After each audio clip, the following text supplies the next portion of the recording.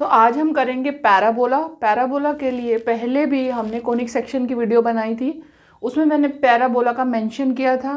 वैसे पैराबोला के बारे में कोनिक सेक्शन में केवल इतनी हमने बात की थी कि जो कोन होता है उसे जब प्लेन काटता है तो उसके काटने से किस किस एंगल पे काटने से कैसी कैसी शेप्स बनती हैं, उसमें हमने पैराबोला के बारे में डिस्कस किया था। तो अब हम करेंगे यहाँ पर कि पैराबोला एक्चुअली शेप होती क्या है और उसकी क्या इक्वेशन बनती है, ठीक है, और उसकी इक्वेशन की डेरिवेशन कैसे होती है। तो ये आपके लिए सबसे पहले मैंने डेफिनेशन लिखी है यहाँ पर पैराबोला की। A parabola is set of all points in a plane that are equidistant from a fixed line and a fixed point in the plane. A parabola is the set of all the points in a plane. एक plane में सारे वो points का set जो कि that are equidistant from a fixed line. एक fixed line है ये, इस फिक्स्ड लाइन से, और and a fixed point in the plane, ठीक है। एक फिक्स्ड लाइन है, एक फिक्स्ड पॉइंट है, इन दोनों पॉइंट से इक्विडिस्टेंट जितने भी पॉइंट्स होंगे ना, हम उन्हें कंबाइन करके जो शेप बनाएंगे वो एक पैराबोला की शेप होगी। अब देखिए कैसे, मैंने यहाँ पर आपके लिए 3 पॉइंट्स लिखे हुए।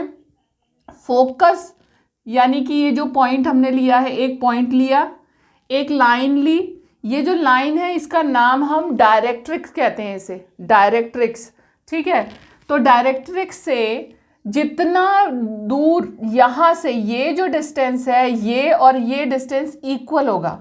सिमिलरली अगर मैं इसे थोड़ा सा और ऊपर उठा दूं तो यहाँ से इस पॉइंट का डिस्टेंस थोड़ा बढ़ जाएगा, तो वहाँ से डायरेक्ट्रिक्स की तरफ से उतने ही डिस्टेंस पे आकर जब दो लाइन मीट करती हों वो पॉइंट हम लेते जाएंगे। इससे उसके बाद नेक्स्ट पॉइंट में भी हमने यहाँ से इधर की तरफ हम मूव किया तो ये जो है डिस्टेंस बढ़ गया, ये डिस्टेंस बढ़ा तो यहाँ से भी हम उतना ही डिस्टेंस लेंगे और वो दोनों डिस्टेंस की इक्वल लाइंस को वो जहाँ मीट करेंगी वो पॉइंट हम ले लेंगे, ठीक है। इसी तरह से हमारे सारे पॉइंट्स जब हम बनाएंगे तो वो एक पैराबोला की शेप आ जाएगी। पैराबोला में आपको ये जो लाइन है इसे हम कहेंगे डायरेक्ट्रिक्स, ठीक है। ये डायरेक्ट्रिक्स जो है, जितना पैराबोला का वर्टेक्स, ये है वर्टेक्स जो एक्स एक्सिस है, एक्स एक्सिस पे ये पैराबोला की शेप है। वर्टेक्स से ये सिमेट्रिक शेप होती है, ऊपर और नीचे पॉजिटिव और नेगेटिव साइड पे सिमेट्रिक होगी पैराबोला की शेप जो होती है। तो जो ये पॉइंट है ये है इसका वर्टेक्स, जहाँ एक्स एक्सिस पे या वाई एक्सिस पे भी पैराबोला बन सकता है। तो जहाँ एक्सिस पे वो उसे इंटरसेक्ट कर रहा है, पैराबोला एक्सिस को इंटरसेक्ट कर रहा है, वो हो गया उसका वर्टेक्स। अब वर्टेक्स से इधर और इधर दोनों तरफ सेम डिस्टेंस रख के, मान लीजिए वो डिस्टेंस हमारा ए है, ठीक है। उसको जब हम पैराबोला वाली साइड पर उसके अंदर, पैराबोला के अंदर हमने एक पॉइंट पर रखा ए डिस्टेंस, वो हो गया हमारा फोकस। और उसी से ये ए डिस्टेंस, अगर ये ए है तो ये भी ए ही होगा। तो यहाँ पर ए डिस्टेंस पर हमने यहाँ पर एक लाइन ड्रॉ की, ये जो लाइन है ये है डायरेक्ट्रिक्स। अब कई बार ऐसा होता है कि जो पैराबोला है वो जो एक्स और वाई एक्सिस से, वाई एक्सिस अगर मान लो एक्स एक्सिस पे बन रहा है, सिमेट्री उसकी एक्स एक्सिस पे है, तो वो वाई एक्सिस से जॉइंट हो जाता है, उसके साथ बना रहा है। तो अगर ये जो वाई एक्सिस हमने इतनी दूर बनाई है, ये इस वक्त इसकी डायरेक्ट्रिक्स है, ठीक है। अगर इसे मैं यहाँ ले आऊँ और यहाँ आकर इसे कंबाइन कर दूँ तो यहाँ वाई एक्सिस हो जाएगी, और यहाँ से दूर ए डिस्टेंस पे, ए यूनिट के डिस्टेंस पे हम एक और लाइन ड्रॉ करेंगे, वो इसकी डायरेक्ट्रिक्स बन जाएगी। अभी तो ये वाई एक्सिस इसकी डायरेक्ट्रिक्स हो गई है, एक्स एक्सिस पे पैराबोला है, जितना डिस्टेंस इसका वाई एक्सिस से था उतना ही हमने यहाँ पर लेकर फोकस बना दिया, ठीक है। और ये आपका एक पैराबोला हो गया। अब एक स्टैंडर्ड फॉर्म हम डिस्कस करेंगे। स्टैंडर्ड इक्वेशन बनाने के लिए जो पैराबोला के कंडीशन है वो ये है। सिचुएशन आप देखोगे कि इस फिगर के अकॉर्डिंग ये एक्स एक्सिस है, ये वाई एक्सिस है, ये वर्टेक्स जो है, पैराबोला का वर्टेक्स जो है वो ओरिजिन से जॉइन हो रहा है, ठीक है। यहाँ से आपका जो फोकस है वो ए यूनिट डिस्टेंस पे इस तरफ है, पॉजिटिव साइड पे। तो इसके कोऑर्डिनेट्स क्या हो गए आपके पास में, एफ के कोऑर्डिनेट्स हो गए ए और 0। ए और 0 क्यों हुए, क्योंकि वाई एक्सिस तो 0 हो गई एक्स एक्सिस पे, और आपके पास एक्स एक्सिस पे आगे जाकर ए यूनिट का डिस्टेंस है। अब क्योंकि वर्टेक्स ये है तो हमें डायरेक्ट्रिक्स भी तो चाहिए। तो डायरेक्ट्रिक्स जो है, जितना डिस्टेंस फोकस का इधर था उतना ही डिस्टेंस डायरेक्ट्रिक्स का उधर होगा। तो ए यूनिट यहाँ पर है, तो a unit he negative side पे डायरेक्ट्रिक्स हमें बनानी है।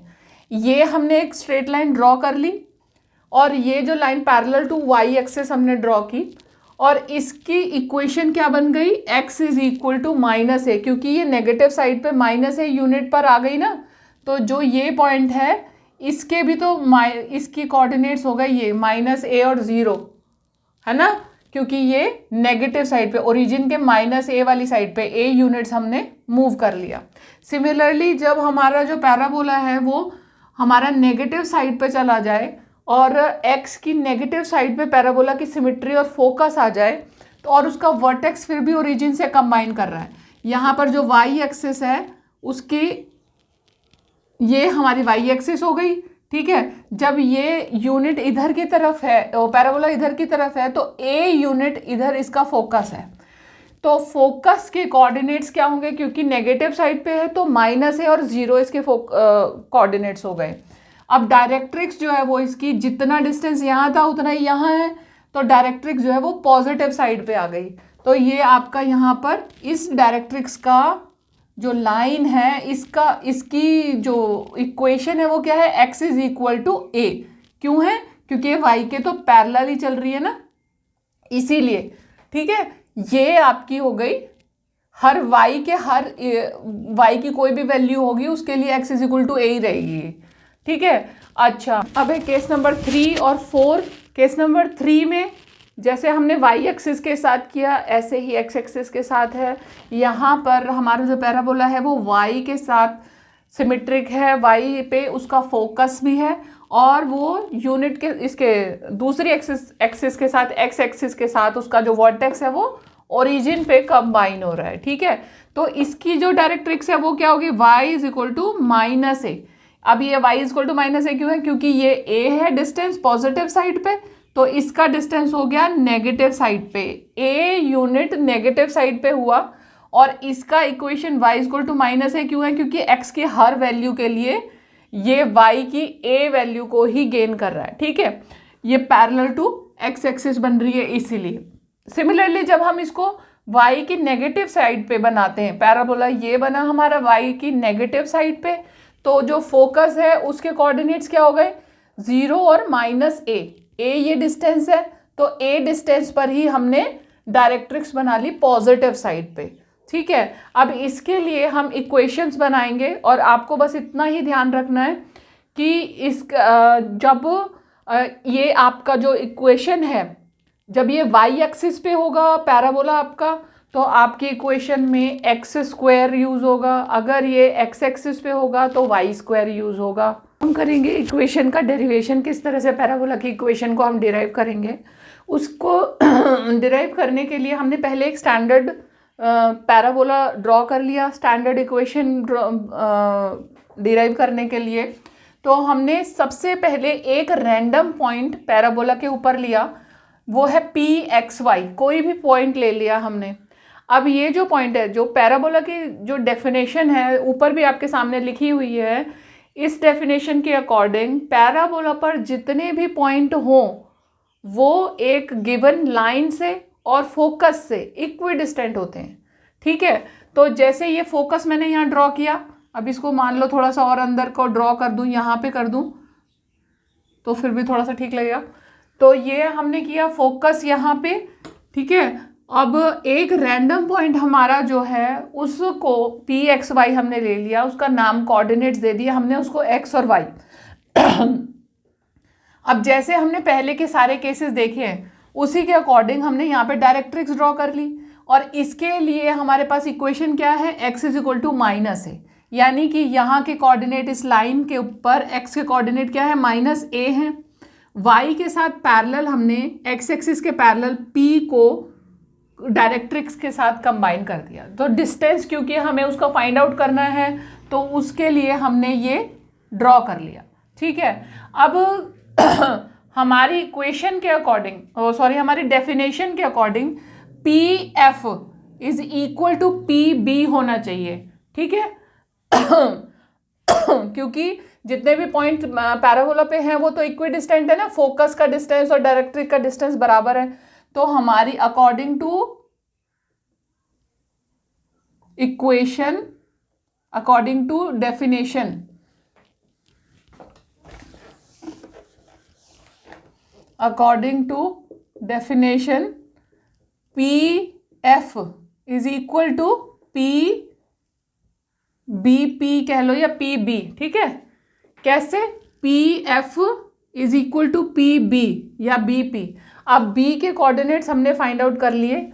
जब इसके एक्स और वाई थे तो ये वाई के पैरेलल जाके इसके कोऑर्डिनेट भी वाई कोऑर्डिनेट, तो इसका भी वाई आया और एक्स कोऑर्डिनेट इसका क्या है, -a है। ठीक है, ये हो गया। अब इनको आपने फाइंड आउट करना है। अब मैंने लिखा P F is equal to P B. अब मेरे को डिस्टेंस भी फाइंड आउट करना है। तो जब मैं डिस्टेंस फाइंड आउट करूंगी तो डिस्टेंस फॉर्मूला लगाकर कोऑर्डिनेट्स को यूज़ करके मैं इनका डिस्टेंस निकालूंगी। तो पहले मैं यहाँ का डिस्टेंस निकालूं, यहाँ का निकालूं और दोनों को यूज़ करूं। तो मैंने पहले किसका किया, मैंने पहले पी एफ का डिस्टेंस निकाला using distance formula, using distance formula. Distance formula के according P F is equal to क्या होगा, स्क्वायर रूट ऑफ इन दोनों के कोऑर्डिनेट्स का डिफरेंस का स्क्वायर। ठीक है, तो इसके पास क्या है x, इसके पास है a, तो मैंने किया x माइनस a का होल स्क्वायर प्लस इसके पास है y, इसके पास क्या है 0, y माइनस 0 का होल स्क्वायर। ठीक है, ये हो गया आपके पास में, ये मैंने लिख दिया, वाई स्क्वायर खोल दो इसको, ये हो गया x माइनस a का whole square plus y square. ठीक है, अब डिस्टेंस फॉर्मूला को ही यूज़ करेंगे पी बी के लिए भी। अब पी बी के जो कोऑर्डिनेट्स हैं उनको यूज़ करो और यहाँ पर डिस्टेंस फाइंड आउट करो। तो पी बी के लिए क्या होगा, x minus of minus a, x minus of minus a क्या हो जाएगा, x प्लस ए का होल स्क्वायर हो गया प्लस y माइनस वाई हो जाएगा, y माइनस वाई क्या हो गया, 0 हो गया। ठीक है, तो ये आपके पास में आ गया x प्लस ए का होल स्क्वायर, ये आ गया। अब हमें पता है इसकी डेफिनेशन के अकॉर्डिंग कि P F is equal to P B होता है।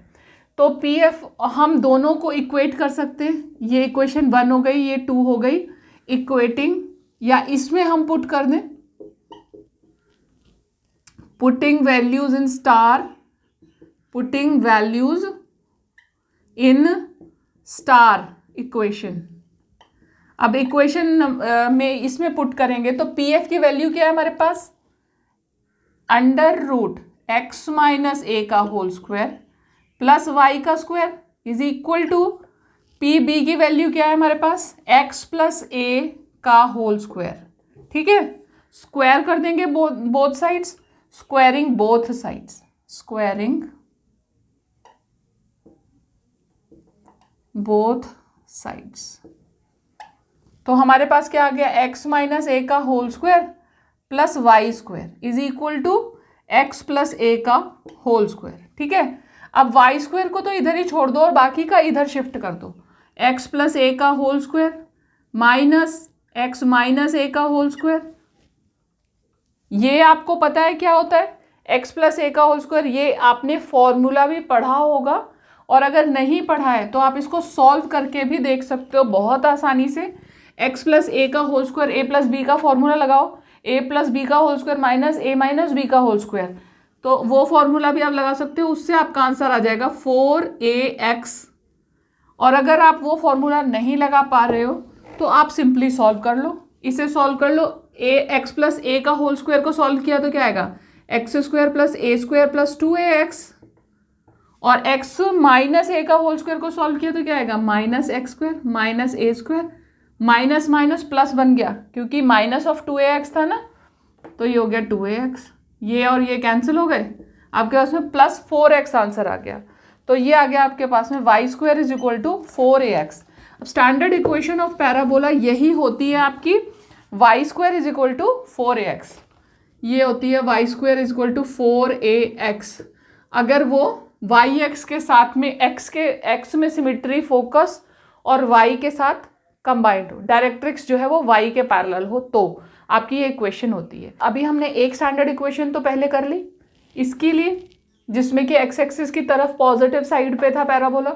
बाकी जो 3 हमने पहले भी केस किए हैं उनके लिए मैंने छोटे छोटे फिगर्स ड्रॉ करे हैं, और उनके लिए क्या इक्वेशन होती है वो मैं आपको बता देती हूँ। अगर ये पैराबोला इधर की तरफ जाएगा, फोकस पे माइनस ए आ जाएगा, माइनस ए आएगा तो आपकी जो इक्वेशन है उसमें भी माइनस ए आ जाएगा, तो आपकी इक्वेशन क्या हो जाएगी, y square is equal to minus of 4ax। Simple है, याद करने का तरीका सिंपल है कि अगर आपका पैराबोला जो फिगर है जो वो एक्स एक्सिस की पॉजिटिव साइड पे है, कोई से भी एक्सिस के पॉजिटिव साइड पे है तो वो प्लस 4ax होगी, अगर वो नेगेटिव साइड पे है तो वो माइनस 4ax होगी। अगर आपकी जो पैराबोला है वो एक्स एक्सिस के पैरेलल, एक्स एक्सिस की सिमेट्रिक है, अगर वो एक्स एक्सिस की सिमेट्रिक है तो उसमें टर्म आएगी वाई स्क्वायर, अगर वो वाई एक्सिस की सिमेट्रिक है तो उसमें टर्म आएगी एक्स स्क्वायर। दैट मीन्स अगर आपको पैराबोला की इक्वेशन गिवन है, आप उसे देखोगे तो आपको ये पता चल जाएगा कि आपका पैराबोला कौन से एक्सिस पे है। अगर आपको इक्वेशन में वाई स्क्वायर गिवन है तो आपका पैराबोला जो है वो एक्स एक्सिस पे बन रहा है, उसमें नेगेटिव साइड है, जो कोफिशिएंट है वो नेगेटिव है, तो वो नेगेटिव साइड पे, तो आपको सिंपली पता लग गया कि अगर वो उसमें वाई स्क्वायर टर्म आ रही है तो वो एक्स एक्सिस पे पैराबोला बनेगा, कोफिशिएंट माइनस है तो वो माइनस वाली साइड पे चला जाएगा। सिमिलरली अगर उसमें एक्स स्क्वायर टर्म आ रही ही है तो वो पैराबोला आपका जो है वो y के सिमेट्रिक होगा, उसका जो फोकस है वो y पे होगा, ठीक है। और अगर उसमें नेगेटिव टर्म आ रही है माइनस 4x स्क्वायर के साथ में 4ay आया तो प्लस साइड पे है, एक्स स्क्वायर के साथ में माइनस 4ay आ रहा है तो वो नेगेटिव साइड पे है। ये आपको क्लियर हो गया होगा। तो बात करें लेटस रेक्टम की। लेटस रेक्टम जो है पैराबोला में एक ऐसी लाइन है जो perpendicular to the axis of the parabola होगी। अब एक्सिस अगर एक्स एक्सिस है, मान लीजिए जैसे हमने ये लिया है, ये एक्स एक्सिस है, तो आपका जो लेटस रेक्टम है वो एक तो पहली बात है कि वो फोकस में से पास करेगी, दूसरा पैराबोला के दोनों एंड पॉइंट्स पर मीट करेगी, और वो हमेशा एक्स एक्सिस के परपेंडिकुलर होगी, एक्सिस ऑफ द पैराबोला के परपेंडिकुलर होगी। अगर एक्सिस एक्स एक्सिस है तो वाई एक्सिस में के पैरेलल होगी, ठीक है। तो ये आपका लेटस रेक्टम है इन केस एक्स एक्सिस आपके पैराबोला की एक्सिस है, तो कोई सी भी एक्सिस होगी, latus rectum is the perpendicular line drawn through the focus of the parabola and meets the end points on the parabola, ठीक है। ये आपका लेटस रेक्टम है ये, ठीक है, ये आपका हो गया लेटस रेक्टम। अब ये आपका जब लेटस रेक्टम है तो आप इसमें देखोगे कि ये जब ए डिस्टेंस ए ये है तो ये डिस्टेंस भी ए होगा और ये डिस्टेंस भी ए होगा ऑब्वियसली, क्योंकि पैराबोला की तो डेफिनेशन ही यही है ना कि ये जो डिस्टेंस है वही आगे आगे जा रहा है थोड़ा थोड़ा, ठीक है। तो जो ये डिस्टेंस है वही ये भी डिस्टेंस है। अब ये जो पी एक्स के लिए पहले हमने इस वाले पिक्चर में किया था, ये जो डिस्टेंस आया था हमारा कितना आया था, हमारा जो डिस्टेंस था ये था 2a। अब कैसे 2a था कि पहले ये a है और फिर ये भी a है और ये डिस्टेंस इक्वल था, तो ये हमारा जो डिस्टेंस था ये क्या था 2a। कैसे हुआ, फोकस का a यूनिट और डायरेक्ट्रिक्स का a यूनिट, ठीक है, a प्लस a 2a हो गया। और ये जो पॉइंट है ये पॉइंट तो पैराबोला में इस तरह से ही लाई करते हैं ना कि डायरेक्ट्रिक्स और फोकस के बीच में डिस्टेंस जो है वो इक्वल होता है, तो ये डिस्टेंस अगर 2a है तो ये डिस्टेंस भी 2a होगा। सिमिलरली यहाँ जो ये पॉइंट है, जैसे वो px जो है वो एक रैंडम पॉइंट था, यहाँ पर जो है लेटेस्ट रेक्टम का पॉइंट, ये भी एक पॉइंट पैराबोला के ऊपर ही है, इस पर भी वही बात अप्लाई होती है कि अगर मैं यहाँ डायरेक्ट्रिक्स ड्रॉ करूँ तो ये जो डिस्टेंस है वो और डायरेक्ट्रिक्स से उसका डिस्टेंस इक्वल होगा। तो वो कितना होगा, वो होगा 2a।